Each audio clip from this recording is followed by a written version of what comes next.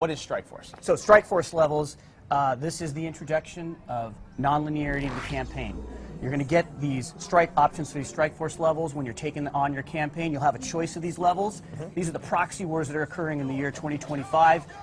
You and your Black Ops team, you'll have a choice of which one of these levels you want to go on.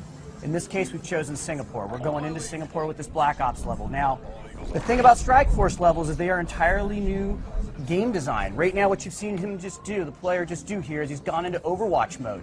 He's looking at it from a strategic vantage point, and he's setting up his markers here. He wants his squad to go here. He can see in red there, you can see the enemy, and you can see what's going on. He needs to secure these 3 positions. So he's getting the lay of the land. He's going to set it up, and then at will, he can move into and play any one of these. Choice, right? So it's like how you can play this level the way you want to play. It's a sandbox level. You can take over the objectives in whatever way you want, in any order that you want. And you can play, you can lose. And you can lose. Right? And you can lose. So so obviously in a Call of Duty game, you need to win, right? Not anymore. In this case with Strike Force levels, if you lose, we'll take account of that in the story, and the story will progress. Now, of course, if you want to go back and play, which I know you're a completionist and you'll probably want to go and do that, all of course. achievements. But the story will progress forward, and it'll take note of how you performed in these levels, and the story will progress. So one of the things about these levels is you can play any one of the people on your Black Ops squad, and you can take over any of the machinery and the equipment on the battlefield that you go in with. So in this case, what will happen is you'll start to bring in reinforcements. He's obviously trying to take this position here, and his team is battling. He's going into Overwatch mode here. He's about to get some new units that are dropped in that he can take over and play with. Wow.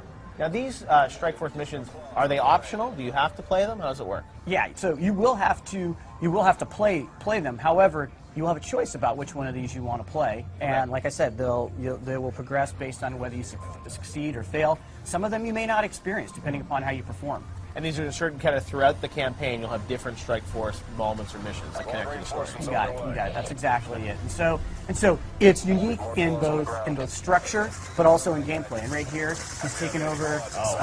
He's taken over one of the drones here, and he can either fire the rockets or he can fire his other heavy caliber weapons. He's rolling right now. This is a very powerful weapon. Clearly, he's driving, right? It's a different game mechanic altogether, so you're both driving and you're fighting here. Right.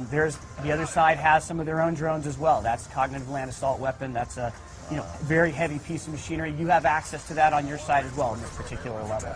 So it's amazing that you guys have all these levels that you've sort of inserted throughout the campaign. Now, this one is obviously set in Singapore, and you're going to have them kind of all around the world? They will be so without giving up the entire fiction, but there's going to be various areas, geographic locations in the world where these hotspots are occurring in this, like I said, in this year 2025. Right. And the head of JSOC is going to come to you and he's going to lay it all out and he's going to say, this is what's going on, this is what's going on, this is what's going on.